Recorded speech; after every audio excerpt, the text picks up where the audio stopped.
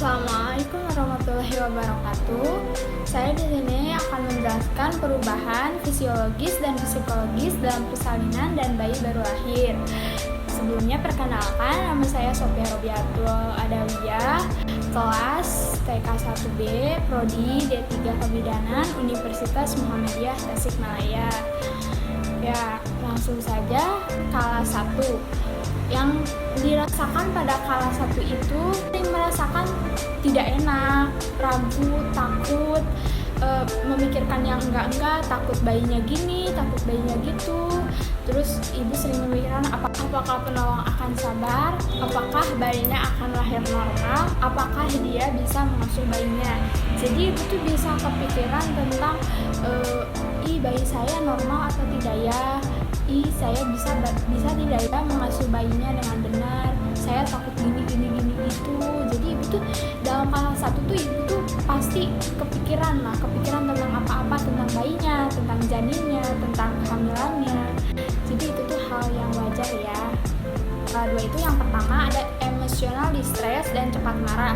Jadi ibu tuh yang pertama akan cepat marah karena disebabkan oleh naiknya hormon, dan ibu tuh akan sensitif terhadap apa yang membuat dia stres.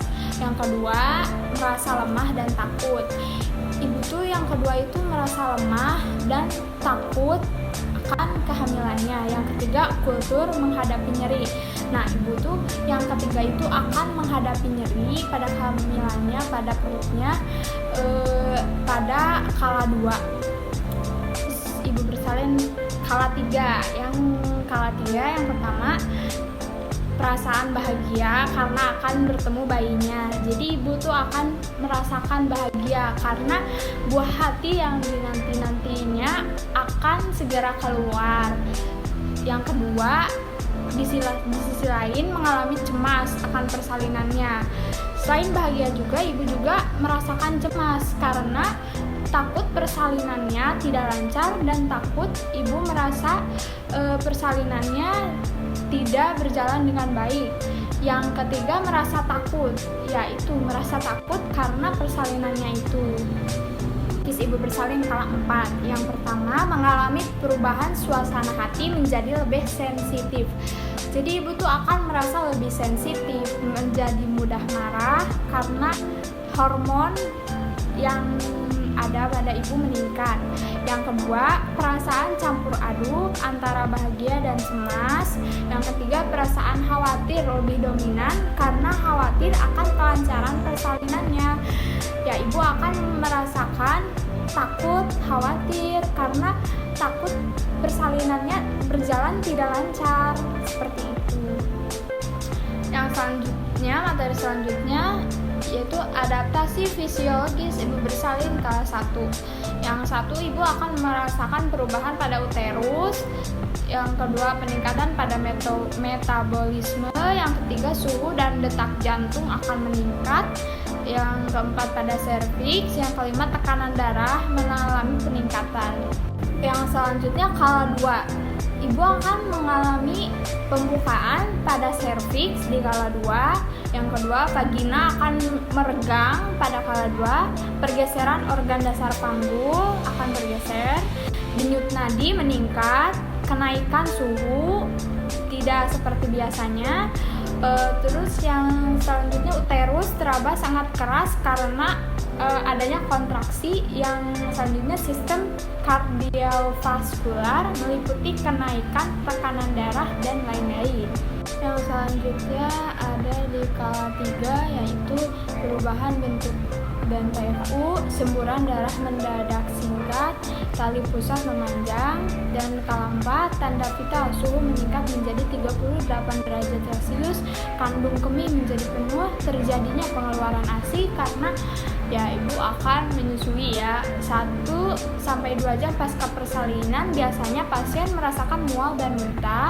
Terus volume darah akan bertambah ya karena dalam persalinan mengeluarkan darah yang banyak. Materi yang selanjutnya ada tindakan pencegahan infeksi pada bayi.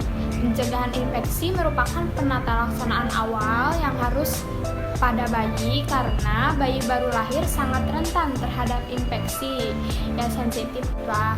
Pada saat penanganan bayi baru lahir, pastikan menolong untuk melakukan tindakan untuk pencegahan infeksi.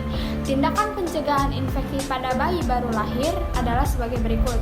Yang pertama, mencuci tangan secara seksama sebelum dan setelah melakukan kontak dengan bayi. Yang kedua, memakai sarung tangan dengan bersih saat menangani bayi. Yang ketiga, memastikan semua peralatan termasuk klem, gantung, gunting, benang, tali pusat telah disinfeksi tingkat tinggi atau steril.